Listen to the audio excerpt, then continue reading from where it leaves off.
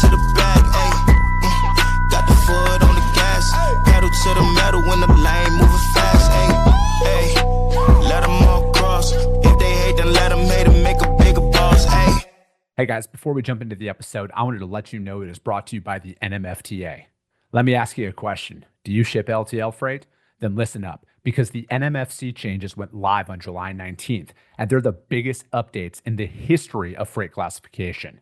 Now more than ever, accuracy matters. That's why carriers, shippers, and brokers alike are turning to Class IT Plus, the NMFTA's new digital platform for real-time NMFC data. Stop guessing, start classifying smarter, and quote freight with confidence. It's time to get your ship together because the NMFC changes are already here. Learn more at nmfcchanges.com and get started with Class IT Plus at classitplus.com. Just do me a favor and let them know that the Freight Coach sent you. This episode is brought to you by SPI Logistics, the premier freight agent logistics firm in North America. For over 40 years, SPI has been diligently building the most successful freight agent network to provide first-class relationships for our shippers, receivers, and carrier partners. We are more than another transportation network. We are a dedicated team of professionals united by one singular purpose, and that is to expedite our agents' success. All of our agents are set up for success on day one, as they are provided with a full suite of support staff that is ready to assist them with everything from after-hours emergencies to financial and administrative needs on a no-fee basis. This way, you can focus on continuing to grow your business. There is no financial risk to start, and you have the ability to earn up to 75% in commissions. If you are looking to take control of your financial future and build your business with the backing of one of the most successful logistics firms in North America, visit www.spi3pl.com to learn more. Do me a favor and let them know that the Freight Coach sent you. What is up, ladies and gentlemen? We are back. We are live. It is the Freight Coach Podcast, the top podcast in transportation, coming to you guys every single weekday, 8:30 a.m. Pacific, 10:30 Central, to break down some industry headlines. But most importantly, you guys provide some actual insight into what you can do with all of this information. If this is your first time tuning in, welcome. This is the real side of freight, ladies and gentlemen. And I do say that before every single show. And what I mean by that is I only speak with transportation professionals, because at the end of the day, I want to talk to the right individuals who have done what you're looking to do or who are currently doing what you're trying to achieve. So you can take that information, apply it, utilize it, and see a meaningful difference in your business and your life.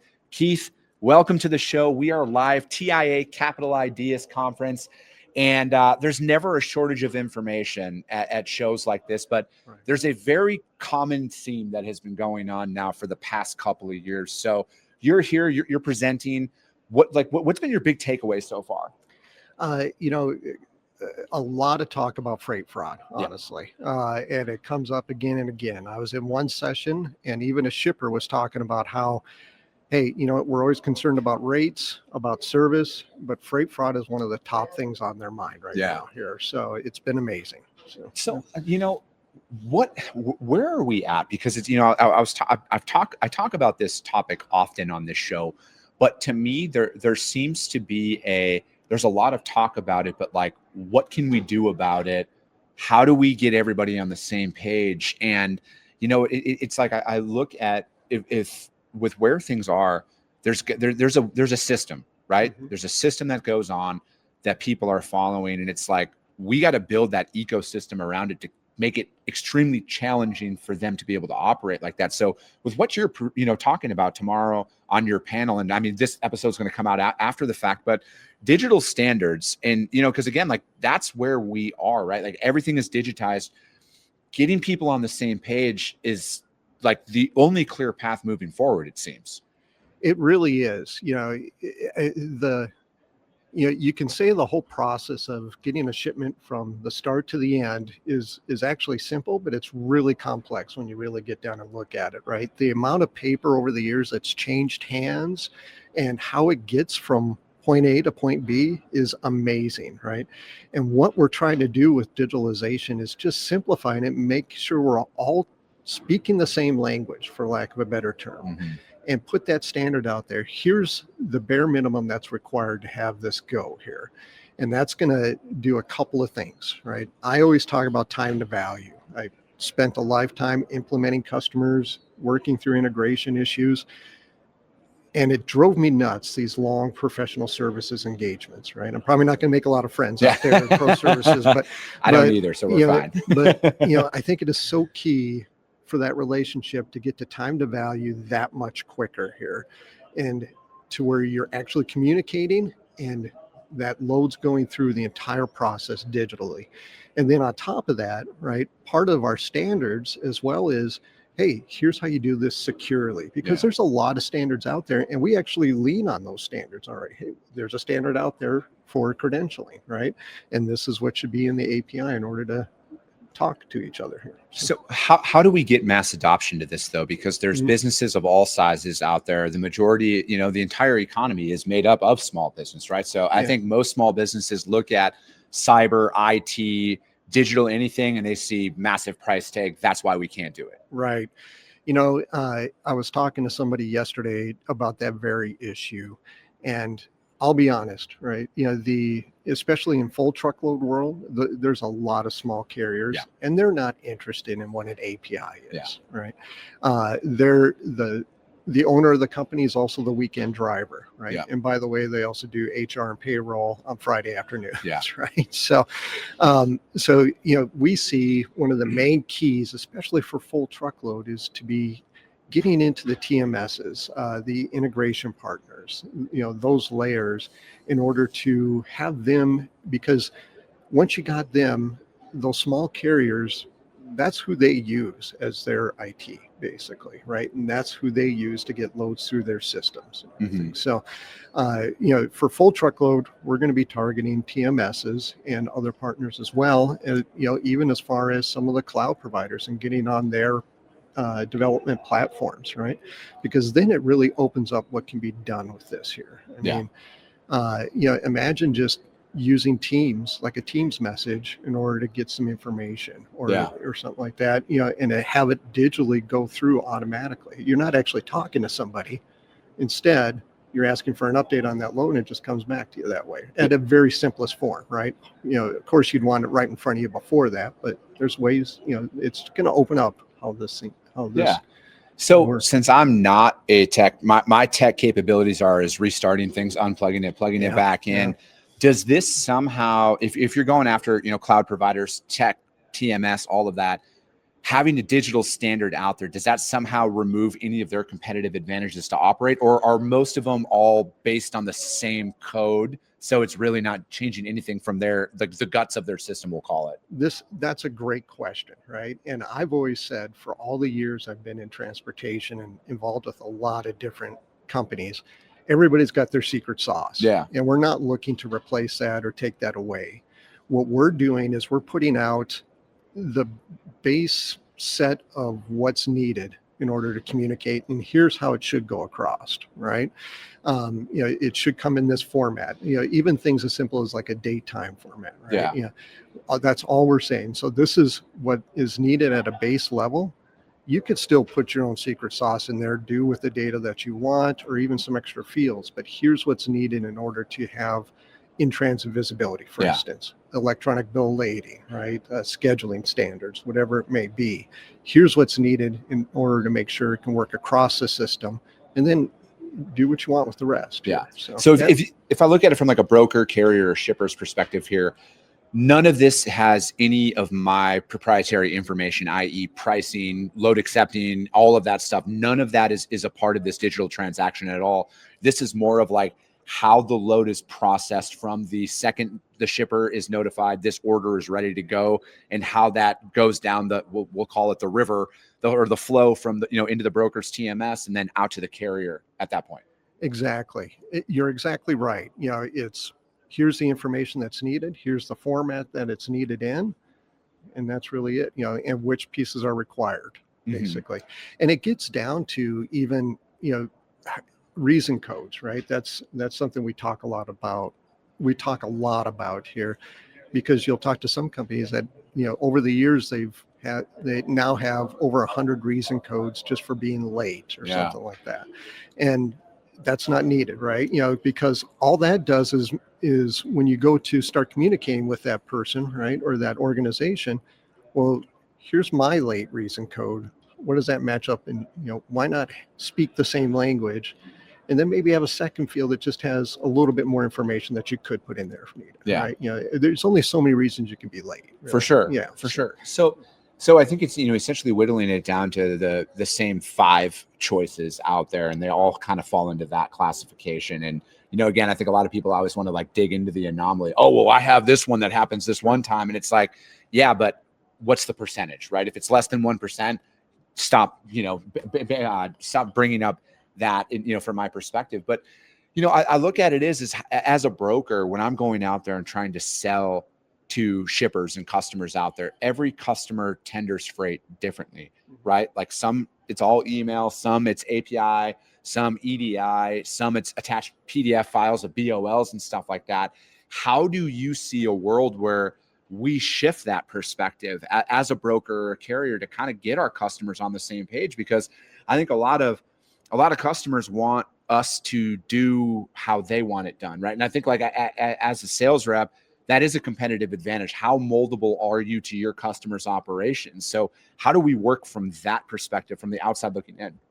Yeah, you're absolutely right. And that's going to be one of the main focuses of our councils going forward here, because we're really finishing up the suite of APIs we had planned on here, kind of the quote to cash look, but now we want to really focus on adoption. And that's kind of getting back to what we were talking about before. It's about the tools to get it into that digital format. Yeah.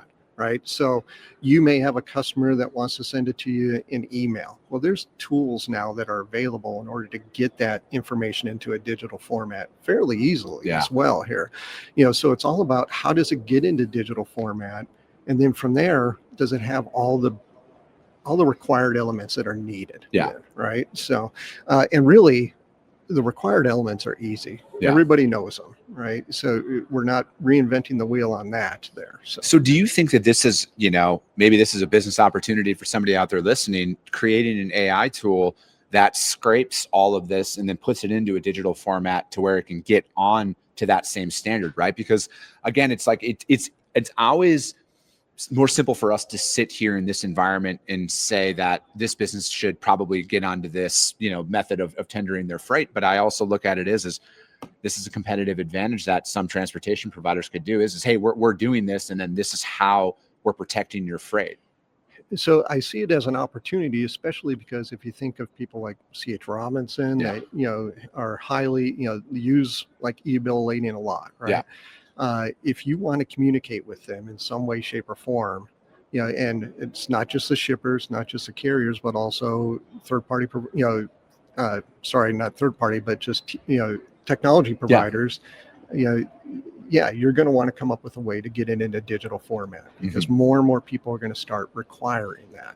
Now, again, we've just got basically what's needed here. And there's a lot of different ways you can get there. Yeah. And that's where that competitive advantage comes from, right? So, So obviously you guys do a lot on the cyber side of things as well. How do you guys stop? Because every cybersecurity conference I've gone to, talking about hacking and everything else, if we're going to digitize all of this stuff, does that expose most of these transactions now to hackers and cyber, the ransomware attacks and everything else? Is that a way, how are you guys protecting that from disrupting anything? Sure. So with any API, you need credentials in order to communicate back and forth. And we follow just the standard API credentialing, the most secure way as well. That's what we suggest as part of our standards here. So if somebody's paying attention and looking at, for instance, the NMFTA checklist for cybersecurity, you're going to be okay when it comes to API transactions here. Yeah. So, that credentialing really allows it just to go to one spot, right? And that's the key part of it. Somebody else can't grab it then. So I think there's a lot more risk when it comes to paper, right? That can just be laying around. Oh, what's on this trailer? Yeah. So, yeah. No, for sure. And that's where it's like, with a lot of where we are right now in regards to fraud and theft and everything else is like, I'm thinking about the evolution, it's like, all right, here's where we are today, but like, what's next? How are we as an industry, do you think as everything becomes more of a digital transaction, we are going to protect the integrity of our operations and not let any, data leaks or, any of that information that gets into the wrong hands, where it's like now these guys can go out and target specific facilities because it's like, hey, they found this information out and now they can go and attack certain regions and everything else because they have a higher probability of knowing this product is produced here in this location. Let's go in there, and then you can wipe out 50 truckloads in a day. Sure. That's always a concern. Yeah. Okay. And, and being somebody that always pushes for the digital standards, this probably sound kind of funny coming from me, and I heard it in the conference this week. One person talking about freight fraud, she said, it's never a bad thing if you don't know who, if you're just starting to work with, for instance, a carrier, or to call, hey, is this the right person that should be here picking this load up, for instance, right? So I know it sounds funny coming from me. I always talk about DSDC, but it doesn't hurt just to really kind of verify, at least at first, if it's a brand new partner, basically. And that's where it's like, I think a lot of organizations are, like, yes, obviously this is what you do, digitizing a lot of this stuff. And it's a great step, but it's also like, what are those checks that we are going to do in place? Because, again, it's just like, I use this analogy almost too much now is like, planes have been flying themselves forever, but there's still two pilots in the cockpit for a reason, right? Mm-hmm. Same thing with a freight transaction here. You can digitize, like, I'm convinced 95% of my day as a broker should be digital, but there's that 5% component where I need that checks and balance system that comes in place because, again, trust your gut. You can automate everything, but your gut is going to be there. And it's like, trust that, pick up the phone, verify, double check this information, get that peace of mind. No shipper is going to be upset if you're like, hey, can you double check this for me? It might be a little off in the moment, but they're going to appreciate the fact that you're taking those additional steps to protect their freight, their customers' purchase. Yeah. And if you really think about it, digitizing this information, I would bet somebody's going to come up with a way to, hey, this is a high risk load. And now it's even pointing you to where you do need to do that extra check. Yeah. Right. So those kind of things are just coming. Right. I think it was you that said, in the next year or two, there's just going to be this massive movement here towards standardization and making more and more digital because it's easier to kind of find out the risky players, right? Doing that. So I think a lot of shippers are, I don't know what classification. Most of them, it always starts at the top, the highest enterprise level, the publicly traded companies, the ones who have the resources to do this. I think they're going to do that. And that is going to be the requirement to move their freight at that point, because they're looking, at what point does insurance stop insuring certain businesses because their freight is stolen at an alarmingly high rate? And then they're like, what systems are you putting in place to protect this? Because otherwise, you're not going to be able to stay in business anymore. Right. If you can't protect that and insure the commodity that you're shipping, I think that what you guys are doing with this is in a couple of years, that is going to be the standard for, it might start at the highest risk theft of commodities that are out there or whomever, but that is going to be the expectation because they are going to have to put every single stopgap in place to be able to even be insured as a company, I think. Yeah, it's a good point. I always think of it like this, right? And if we have the LTL and the Full Truckload Council, and they're not small companies that are on these councils, spending a lot of time and resources working on these things. So they see what's coming, right?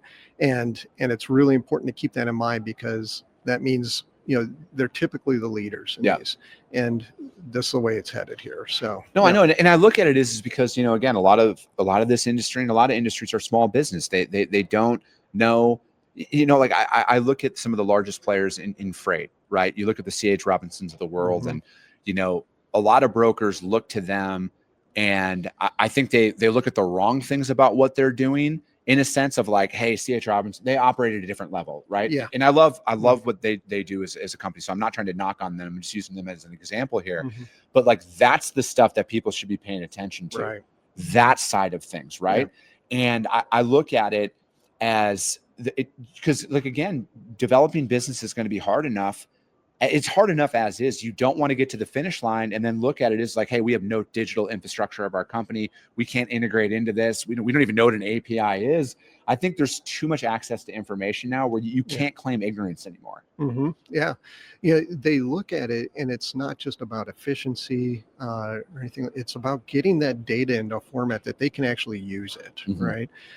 And then a lot of people not even sure what they want to do with that data yet, but now it's in digital format and being exchanged that way. okay, now we can do a lot more with this here. What is our threat, right? Yeah. Which ones do we need to worry about? So, and pointing people to which ones to really pay attention to versus, the partner you've done 1,000 loads with, saying, whatever. Yeah.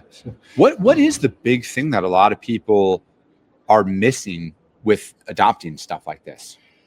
It is, it's that secret sauce, and maybe not, it's hard to work into a development cycle. Anybody that's been in an organization where, hey, I really think that this would help, right?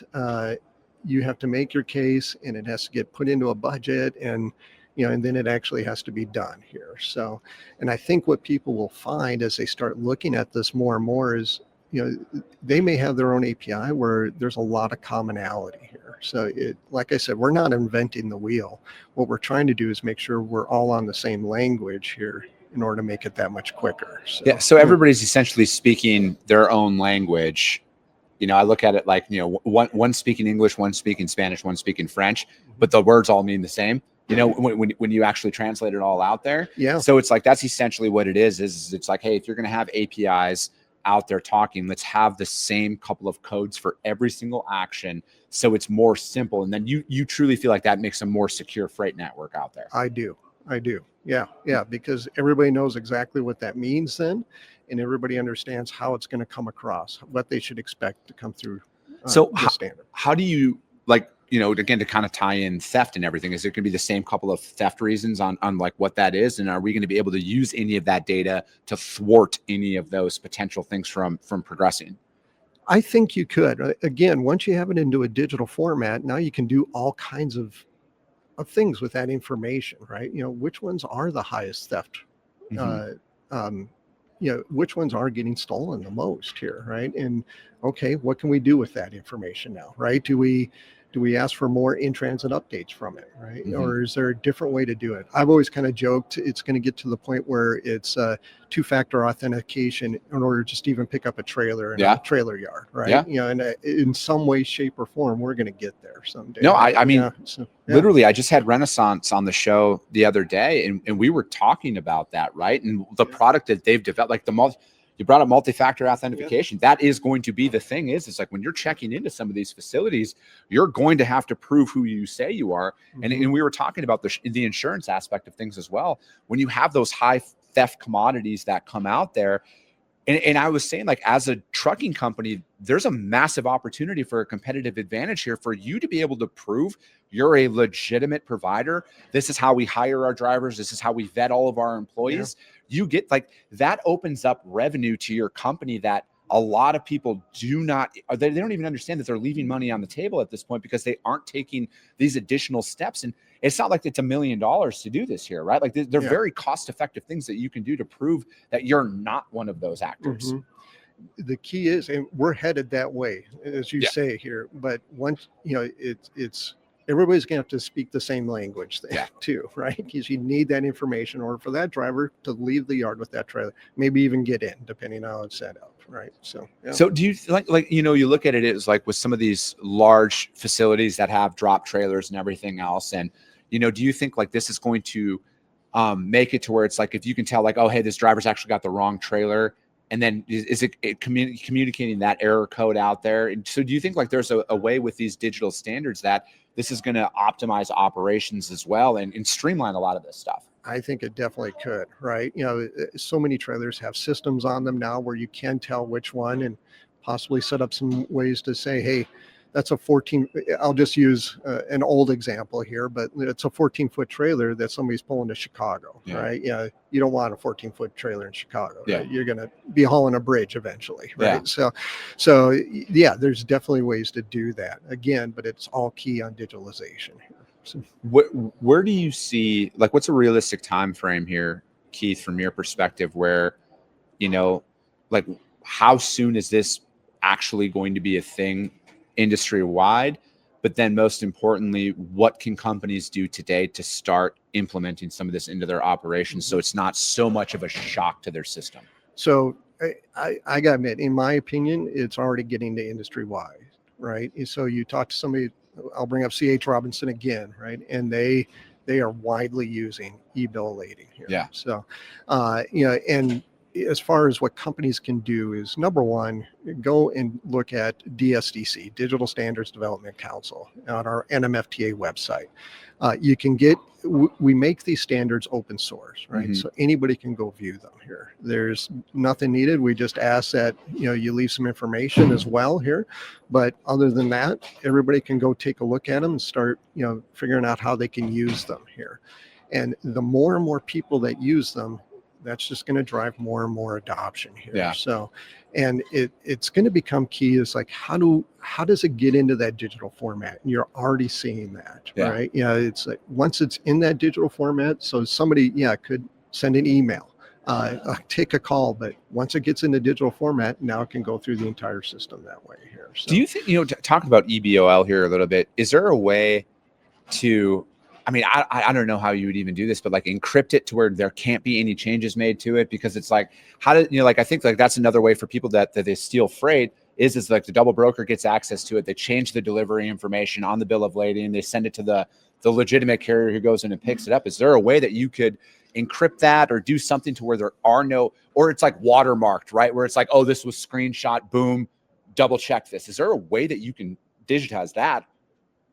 Boy, I'm not an expert on that piece there. I just thought of that here as we were going. No, but that'd be interesting, because I kind of think back, in order to even make an API call, you do need credentials, right? And I keep going back to, if you're following good standard practices with who you give those credentials to, and you know who you're talking to, that's going to take care of, the 99% of it. Yeah. There. So now, unfortunately, what you find is people give out the same credentials or they don't change them or whatever it may be, right? And that's really where the security part comes into it here. So, and that's where you have to really pay attention. Yeah. So that's how people can gain access. Yeah. So to that information. Anyways. Okay. So, No, that's fair. That's something for us to think about here. But Keith, I appreciate your time. And, I truly feel like we're a lot sooner to a complete digital world out here than a lot of people are even, comprehending, because again, they always think like, oh, my customers will never buy in